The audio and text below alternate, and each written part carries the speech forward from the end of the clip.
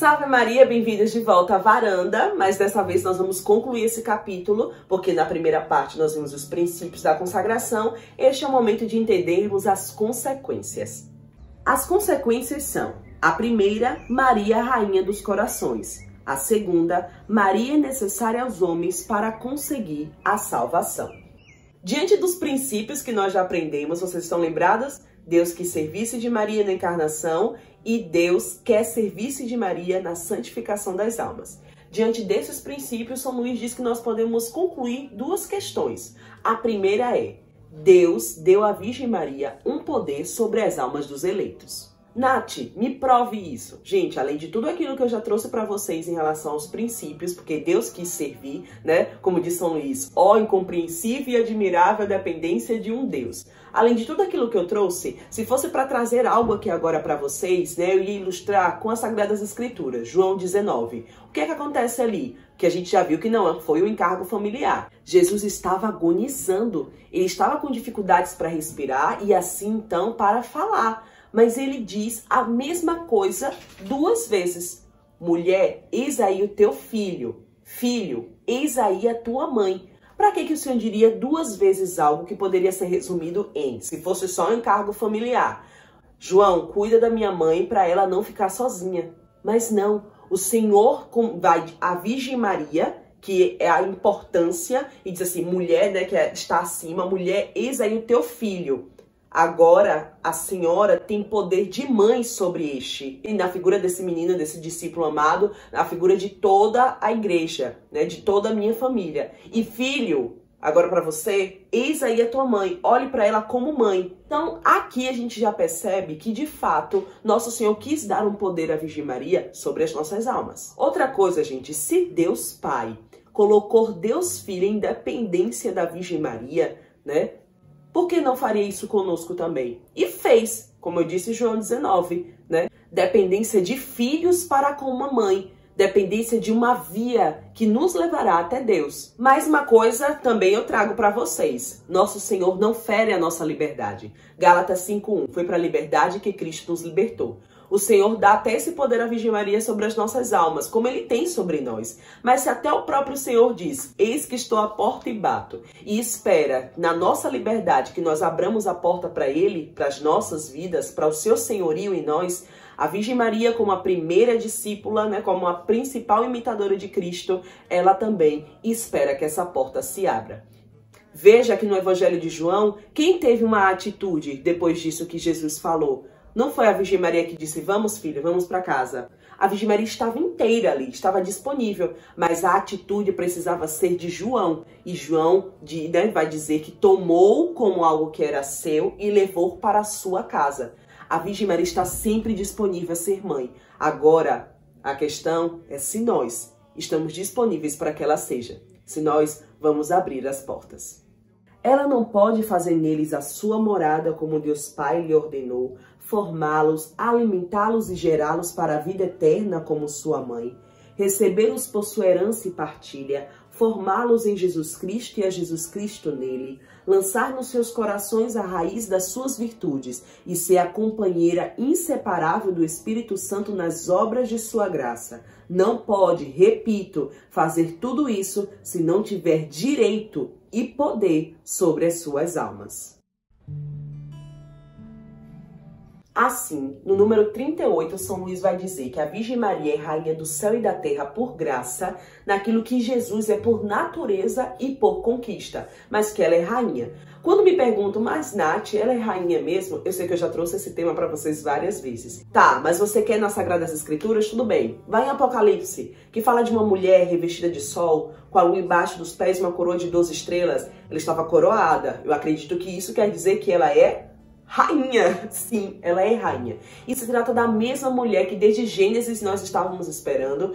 Inclusive aqui fala que esta mulher está lutando com o dragão. a antiga serpente.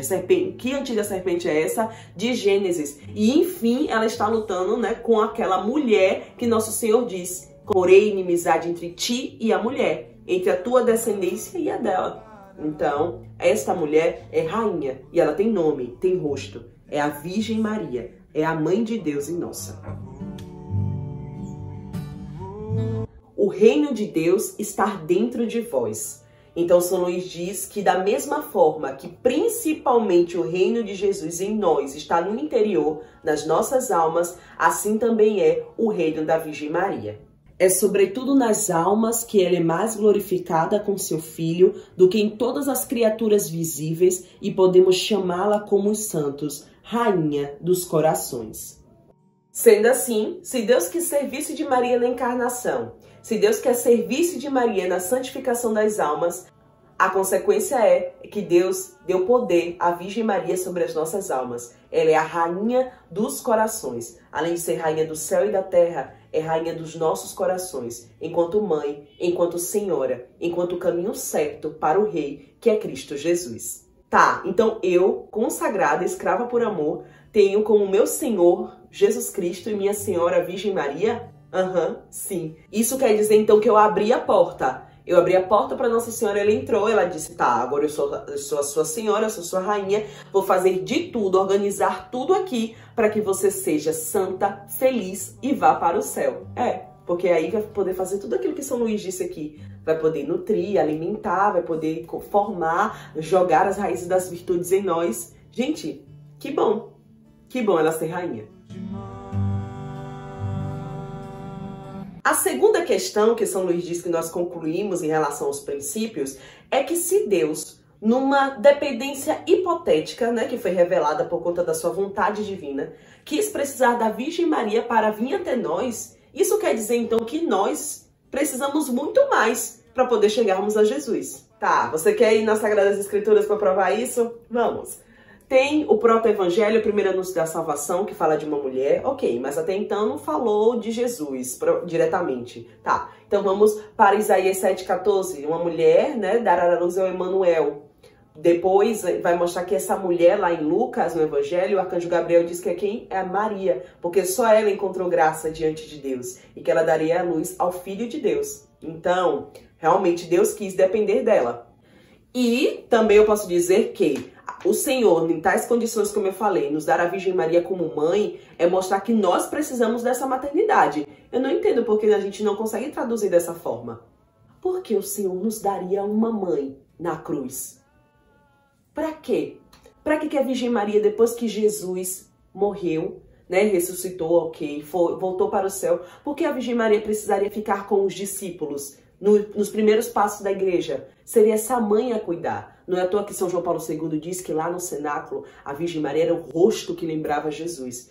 E pode não estar nas Sagradas Escrituras, mas eu tenho certeza que a Virgem Maria muitas vezes encorajou aqueles homens, né, aqueles discípulos de Cristo, a continuar fazendo a vontade de Deus. Não precisa nem ler em páginas para a gente ter isso como verdade em nosso coração.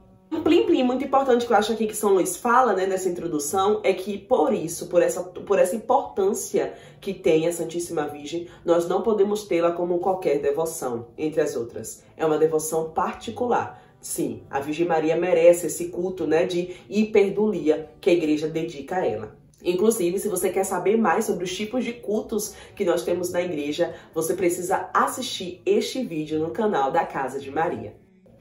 Desta segunda consequência, nós vamos trazer 3 tópicos. Primeiro, a devoção à Virgem Maria é necessário para todos salvar-se. Segundo, a devoção à Virgem Maria é ainda mais necessária àqueles que são chamados a uma particular perfeição de vida.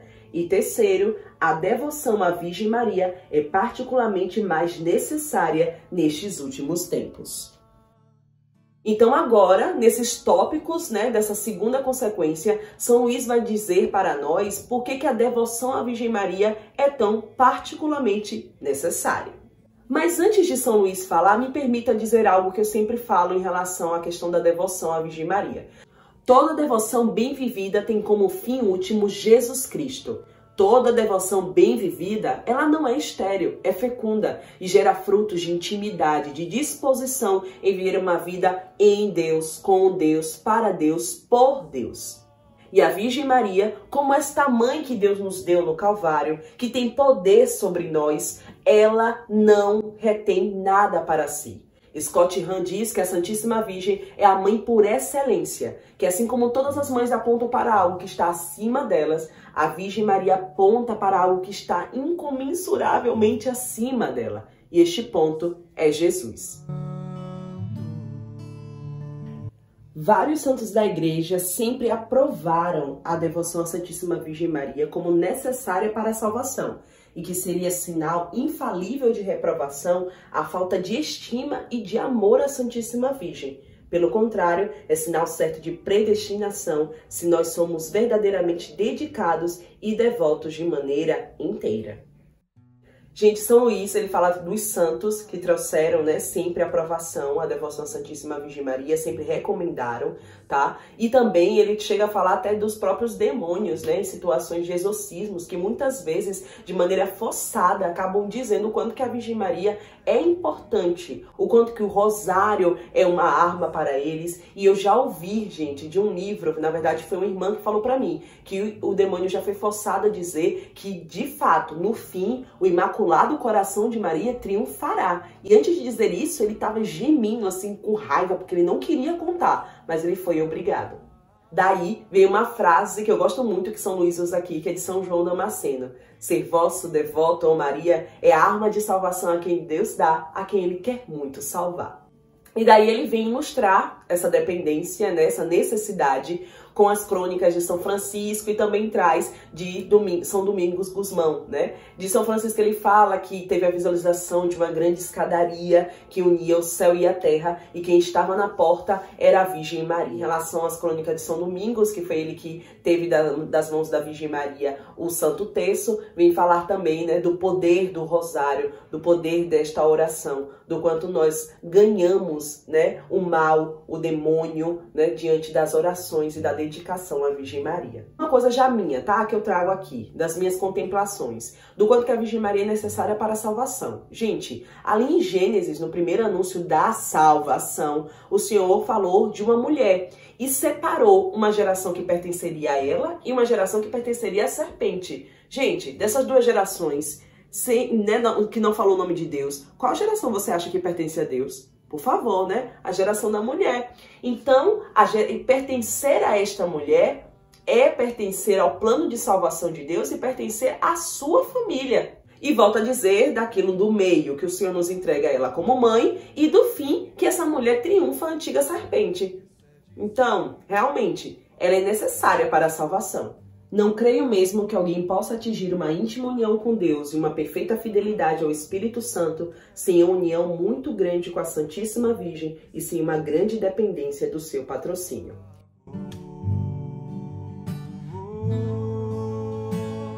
Luís vai ilustrar isso com muito dos fatos e das características que nós já ouvimos sobre a Virgem Maria.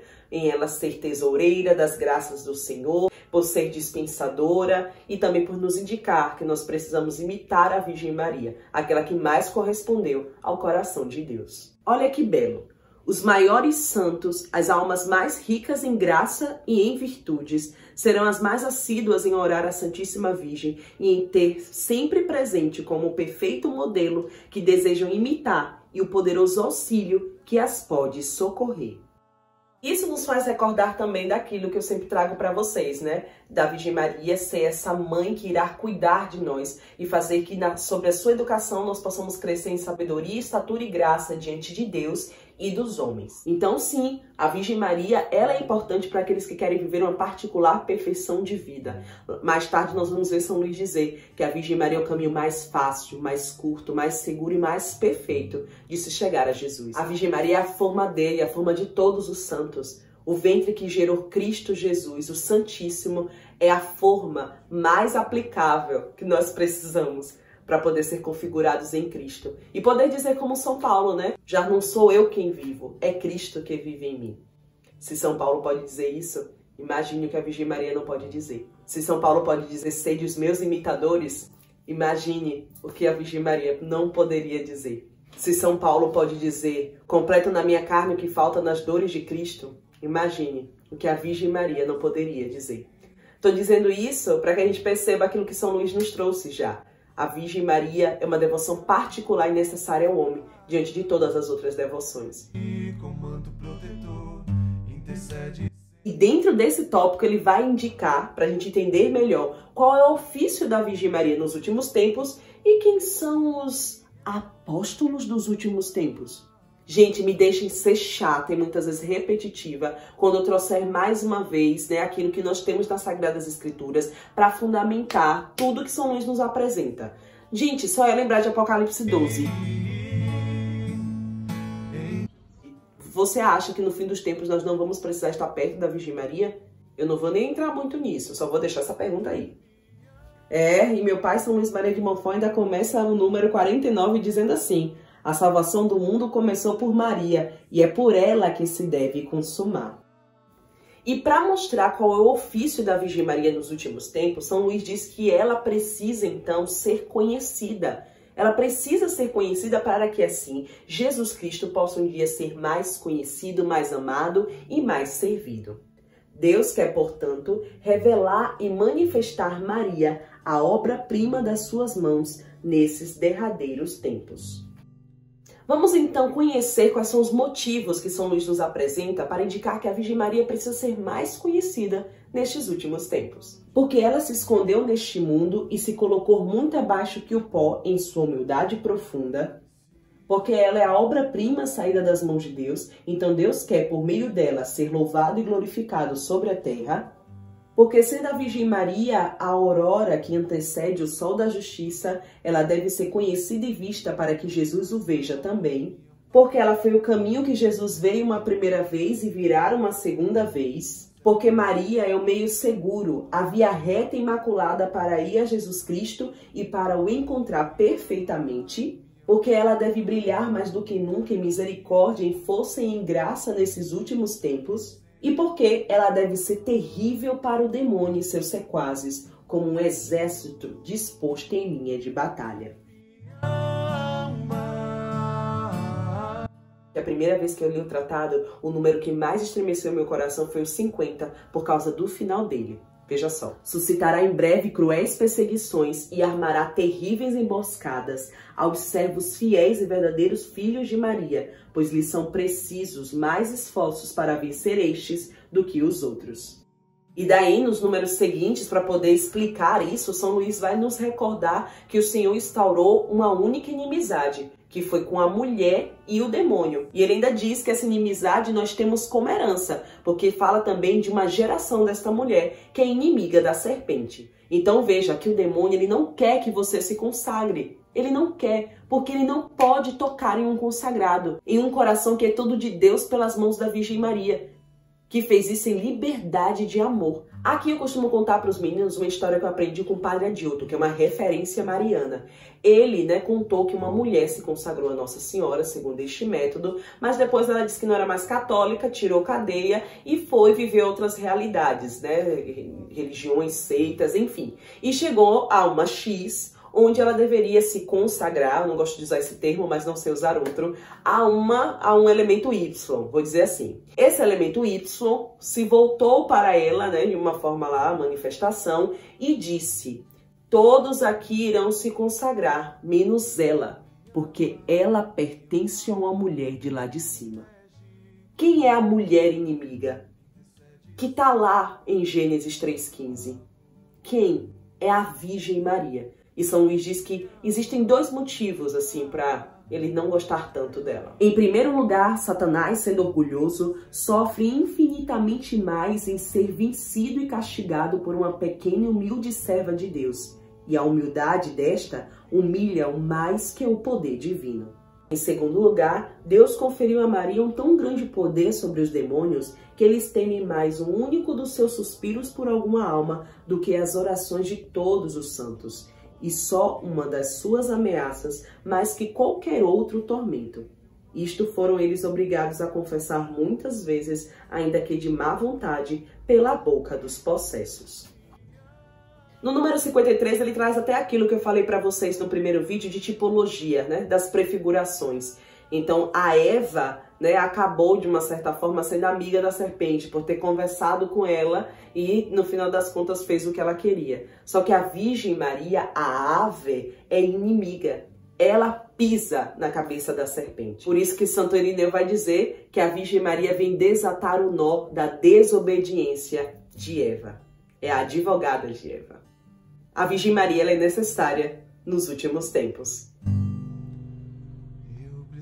Se você assistiu o vídeo que eu indiquei na Oficina de São José, daqui do canal, que fala sobre as curiosidades sobre o Tratado da Verdadeira Devoção à Santíssima Virgem, você ouviu que eu falei que esse termo, apóstolos dos últimos tempos, que São Luís traz aqui no tratado, é um termo que foi utilizado por Nossa Senhora da Salete em 1846. Melhor, 19 de setembro de 1846. Nossa Senhora, ao contar para Maximina e Melânia a profecia, né, ela fala desses apóstolos como os seus consagrados, como aqueles que darão as suas vidas para ela. Eu queria poder contar mais, só que eu vou deixar para uma outra oportunidade. Mas o que eu quero dizer quando eu faço menção a essa aparição é para mostrar para nós. É importante. Então nós, consagrados, devemos assumir essa missão de rezar pela vinda dos apóstolos dos últimos tempos. Algo que São Luís nos indicou, algo que a Virgem Maria confirmou. Nós precisamos assumir. E até a vinda deles, nós precisamos assumir também um compromisso de sermos os apóstolos dos últimos tempos nestes tempos. Eu também estou dizendo isso a vocês porque quando eu fiz a formação com a Fraternidade Arca de Maria, as irmãs da fraternidade não chegaram a falar da Santíssima Virgem Nossa Senhora da Salete, né, da profecia, mas elas pediram que a gente voltasse no dia da nossa consagração para o número 55, pois ela indicava que era a nossa missão. Enfim, Deus quer que sua mãe seja hoje mais conhecida, mais amada e mais honrada do que nunca. Isso acontecerá sem dúvidas se os predestinados entrarem com a graça e a luz do Espírito Santo na prática interior e perfeita que seguidamente lhe descobrirei. Verão então com tanta claridade quanto a fé lhes permitir a formosa estrela do mar e, se obedecerem às suas diretivas, chegarão a bom porto apesar das tempestades e dos piratas. Conhecerão as grandezas desta soberana e devotar-se-ão inteiramente ao seu serviço, como seus súditos e seus escravos, por amor. Conhecerão as misericórdias de que ela é cheia e sentirão a necessidade que tem do seu socorro. Recorrerão sempre a ela, em todas as coisas, como sua querida advogada e medianeira junto de Jesus Cristo. Compreenderão que ela é o meio mais fácil, mais curto, mais perfeito para irem a Jesus, e a ela se entregarão de corpo e alma, sem reservas, para do mesmo modo pertencerem a Jesus Cristo. E vamos para os últimos números, de números 56 e 59, onde São Luís começa dizendo assim: mas quem serão esses servos, escravos e filhos de Maria? Então eu entendi que todos esses números acabam nos apresentando o que é um escravo por amor. Então vamos pegar nossa identidade, a identidade do consagrado, e conhecer o que somos ou o que seremos. Serão ministros do Senhor que levarão a toda parte as chamas do amor divino. Serão setas na mão do poderoso e flechas agudas nas mãos poderosas de Maria para trespassar os seus inimigos. Serão filhos de Levi que trarão o ouro do amor em seus corações, o incenso da oração no espírito e a mirra da mortificação no corpo. Serão por toda parte o bom odor de Jesus Cristo, odor de vida para os pobres, os pequenos e os humildes, odor de morte para os grandes, os ricos e orgulhosos mundanos. Serão nuvens tonitruantes que espalharão a chuva da palavra de Deus e da vida eterna, bradarão contra o pecado, clamarão contra o mundo, fulminarão o demônio e seus adeptos. Serão verdadeiros apóstolos dos últimos tempos, a quem o Senhor das virtudes dará a palavra e a força para operar maravilhas e arrebatar gloriosos despojos ao inimigo. Serão os verdadeiros discípulos de Jesus Cristo que seguirão as pegadas da sua pobreza, humildade, desprezo do mundo e caridade. Gosto disso aqui, ó. Trarão nos lábios a espada de 2 gumes, que é a palavra de Deus. Trarão aos ombros o estandarte sangrento da cruz. o crucifixo na mão direita, o rosário na esquerda, os sagrados nomes de Jesus e Maria no coração e a modéstia e mortificação de Jesus Cristo em toda a sua conduta. E aí, gostou de conhecer as consequências da consagração? É incrível como linka com os princípios, não é verdade? Então, agora você já sabe dos princípios e das consequências para entender que você necessita, que nós precisamos da consagração. Salve Maria e Deus abençoe. Ah, claro! E vamos sair da varanda, tá? Agora é o momento de, depois que você ficou lá sentadinho, né, no banco ou no chão, respondendo aquelas perguntas tão importantes para você dizer, eu preciso da consagração. Agora dê passos firmes até a porta, porque quer dizer que você já abriu a porta do coração para Jesus e para a Virgem Maria, eis que estou à porta e bato, e agora você vai estar decidida a abrir a porta da casa de Maria. Nós vamos para a sala, vem!